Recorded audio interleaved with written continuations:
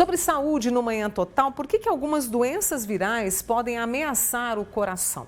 A dengue, por exemplo, segundo os especialistas, pode ser um risco para quem tem problemas cardíacos. E aí nós convidamos aqui o nosso amigo cardiologista, Dr. João Lucas Oconel, nessa segunda-feira, que está aqui conosco. E você pode participar, tirando a sua dúvida também, pelo 99897.000, que é o nosso WhatsApp. João, prazer te receber, boa semana e obrigada, viu? Bom dia, Mônica. Obrigado pelo convite. Bom dia a todos. E a gente tem aí, muitas doenças virais que têm nos acompanhado. Isso pode ser um risco para o coração? Por quê? Olha, Mônica, infelizmente, quando o nosso organismo ele é agredido por um micro-organismo, e no caso agora nós estamos enfrentando algumas epidemias de alguns vírus, nosso organismo ele vai lutar contra esse vírus. Então, ele vai gerar uma inflamação. Ou seja, nós vamos produzir mais células, uma série de substâncias, hormônios que nós produzimos, que vão tentar agredir de volta o vírus.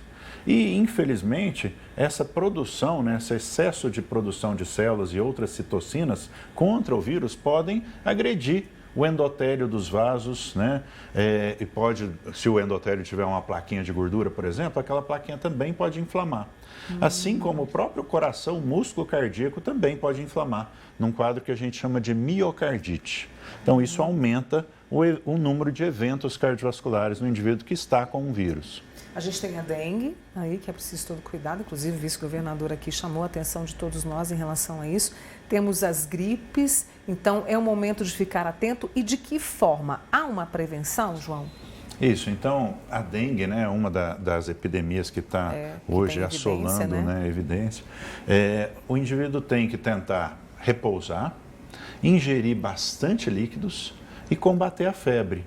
Seja com analgésicos, antitérmicos, um banho morno, mais para frio, Então, isso pode diminuir a agressão inflamatória contra o seu próprio organismo. Então, é importante repouso, hidratar bastante, se alimentar bem e cuidar da febre. Isso vai ser fundamental. E nas gripes, a mesma coisa. Quanto menos sintomas, quanto mais a gente consegue controlar os sintomas, menos o nosso organismo vai ficar desgastado, menos inflamação vai ser gerada. Então, as mesmas recomendações também valem para os quadros virais. Isso pode, eventualmente, diminuir a ocorrência de eventos cardiovasculares durante um quadro gripal. Que são, por exemplo, o infarto, o AVC, pode ser? Isso, então a nossa resposta, então é dois mecanismos diferentes, Mônica. O próprio vírus pode, por exemplo, inflamar o tecido do coração, o miocárdio, o músculo cardíaco. Então a agressão do vírus pode causar uma miocardite, por exemplo, uma inflamação do músculo. E a nossa resposta contra o vírus, as nossas células e as citocinas que nós produzimos também podem agredir o tecido miocárdico, levando a uma miocardite, por exemplo. E o endotélio dos vasos sanguíneos, que vão levar principalmente a quadros de infarto agudo do miocárdio, quando a trombose acontece na artéria que nutre o coração, a um acidente vascular cerebral, quando a inflamação é numa artéria que vai para a cabeça, ou uma embolia pulmonar, quando essa inflamação ocorre nos vasos da perna, do quadril ou nas artérias do pulmão, E o estresse pode piorar isso, João? Isso. Então, quanto mais estressado o indivíduo está, quanto menos descansado, e associado a outros fatores, como o indivíduo que é mais obeso, o indivíduo que fuma mais, o indivíduo diabético, o idoso, essas pessoas são mais inflamadas. Então, elas tendem a ter uma resposta mais exagerada contra o vírus. Essa inflamação que você está trazendo aqui para a gente é assim, um puxão de orelha carinhoso para que a gente reveja essa questão do resgate dos hábitos saudáveis que a gente tem que fazer todos os dias. Parece conversa repetida, mas ela se faz necessária, né, João? Isso, Mônica, então é interessantíssimo, É um conceito que a gente não tinha até alguns anos e que vem ganhando cada vez mais destaque na medicina, especialmente na cardiologia, que o indivíduo que faz atividade física, que tem uma dieta rica em legumes, verduras, frutas, o indivíduo que medita, que tem um sono adequado, que tem menos exposição à poluição, esse indivíduo ele é menos inflamado. E ele tem menos eventos cardiovasculares e menos incidência de outras doenças, como câncer, por exemplo. Então, a inflamação é, sim, hoje muito relacionada à obesidade, tabagismo, sedentarismo, estresse e cada vez mais a inflamação também relacionada a câncer e a doenças cardiovasculares. Deixa eu trazer aqui a participação desse público que sempre gosta quando você vem. Deixa eu trazer minha amiga lá de Uberaba, João, a Tamar. Quando ela teve Covid, ela quer trazer aqui a situação da Covid. Teve 2 pneumonias, coisa que nunca tinha tido. E quando tive dengue, há uns anos atrás, fiquei com dores nos pés, não fumo. Quer dizer, a gente tem essa prevenção que passa por todo esse caminho e esse cuidado com as sequelas que podem aparecer também devido à inflamação? Isso, uma ótima pergunta, né, Mônica?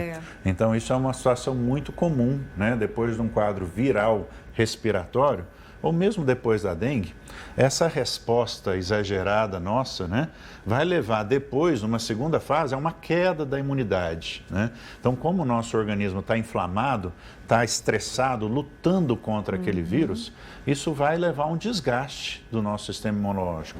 Então, vai haver uma queda da imunidade. Então, é muito comum o surgimento de infecções secundárias. Né? Nos casos da gripe, por exemplo, a própria congestão que gera no nariz, né? E nos seios da face, as bactérias podem ir lá e contaminar essa área congesta. Então, é muito comum, depois de uma gripe, o indivíduo evoluir com uma sinusite ou mesmo com uma pneumonia. Deixa eu trazer aqui para você, a Fabiana do Granada está acompanhando e você falou como é que a gente pode não inflamar, né? Esses cuidados que a gente tem. Aí ela traz uma dúvida, Mônica, para desinflamar, chás podem ajudar, frutas podem ajudar e quais? Isso, então, assim, independente, né, o que é mais relacionado à melhora do sistema imunológico, Mônica, é o repouso, né, o sono adequado, a hidratação e a ingestão de alguns alimentos, como, por exemplo, aquelas ricas em vitamina C.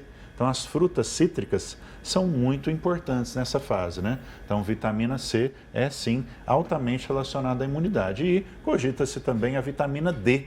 Então, ou a suplementação de vitamina D ou a exposição ao sol prolongada, né? Ela pode gerar uma melhor imunidade para o indivíduo. Fechar a porta para esse tipo de situação crítica para a nossa saúde. Eu quero trazer também uma outra amiga nossa, já vou pegar o nome dela, ela falou que é hipertensa, fez a bariátrica há 1 ano.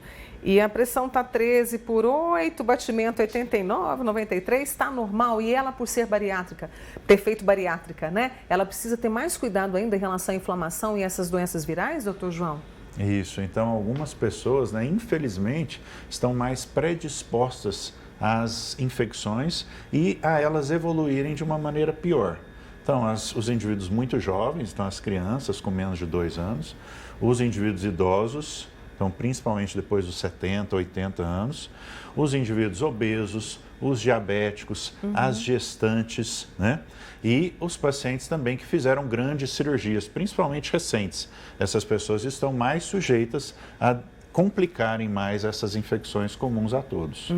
Então, todos os dias recomeçar, né? Isso. E olhar para essa nossa saúde. Exatamente. E lembrar, né, Mônica, que todas essas recomendações que nós falamos vão fazer a nossa inflamação baixar e nós vamos estar mais prontos para enfrentar qualquer desafio aí que surgir. Muito obrigada, viu, João? É sempre uma alegria te receber e aprender com você. Muito obrigada, tá? Eu que agradeço. Uma boa semana a todos. Esse é o Dr. João Lucas O'Connell, ele que é cardiologista com a gente aqui. Um abraço para a família, para a dona Regina, viu? Dona Regina, um beijo para a senhora, tá?